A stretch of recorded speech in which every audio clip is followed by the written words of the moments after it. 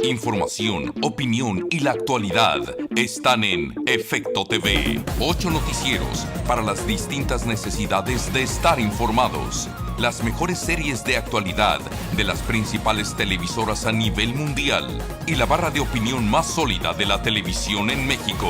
Efecto TV, televisión más plural, independiente y equilibrada. Efecto TV, encontramos la causa, analizamos el efecto.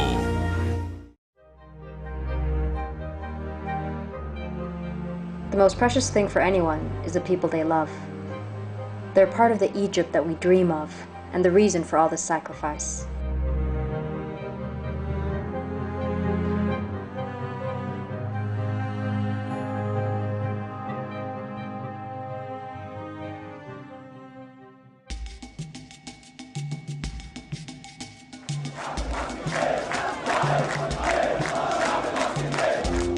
Bloody Friday was over, and it was Saturday. Mubarak was still here, but so were the protests, and we began to taste freedom.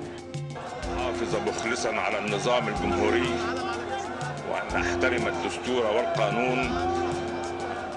We went out to stock up on food and water. There is no sign of any security men anywhere, and ATMs had been smashed. With banks closed and ATMs out of order, we pooled all the cash we had at home. Priority was for my parents' life-saving medicine. The supermarket was like a beehive. People were sweeping everything and anything in sight. Food, water, toilet paper. When we got home, Dad's friend called to say that thugs were descending on posh residential areas to try and terrorize the residents. We live on the first floor, so we nailed shut all our windows. No one knew what could happen. Families reached for whatever weapon they could find. Some had licensed gun and others reached for broomsticks, knives, lead pipes. Ayman's shift started at 6, as soon as a curfew began, and lasted till 4 o'clock in the morning. I handed Ayman a Yemeni dagger I had bought in 2006, when I covered the presidential elections. In the first night, they caught and beat 2 thugs and handed them over to the nearest military police.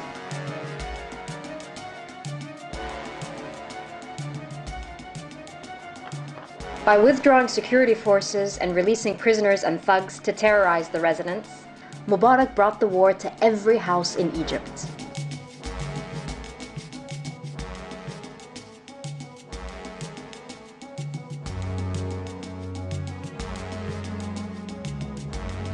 What dialogue was Suleiman talking about?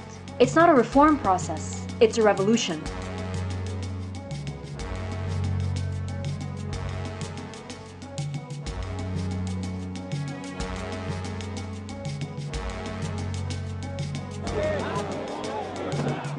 Today, it was 1 million people. Tomorrow, who knows how many?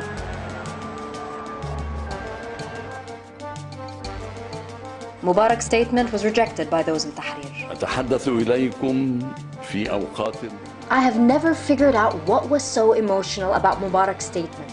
All I saw was a stubborn, controlling man willing to sacrifice his entire people for the sake of clinging to power.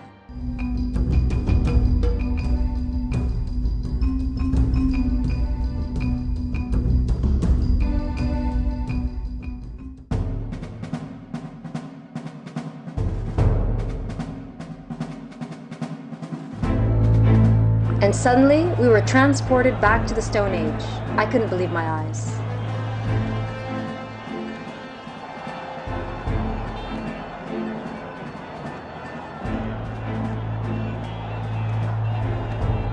As soon as the internet was back on, I logged on to Facebook and Twitter. Everyone wanted to see what the world was saying about Egypt. And for the first time, we spoke to each other. Everything was black or white. You were either for the revolution or against it. And like everyone else, I rolled up my sleeves and entered the debates. At first, I tried to hold back my emotions. When I heard gunshots and screams in our street, and I tried to reach Ayman who was outside, but I couldn't, I lost it. Ayman later told me that it was a man with an AK-47, but he escaped. The worst thing in the world is when people start turning against each other. I went to bed choked up and frustrated. I wondered how much longer can we hold out?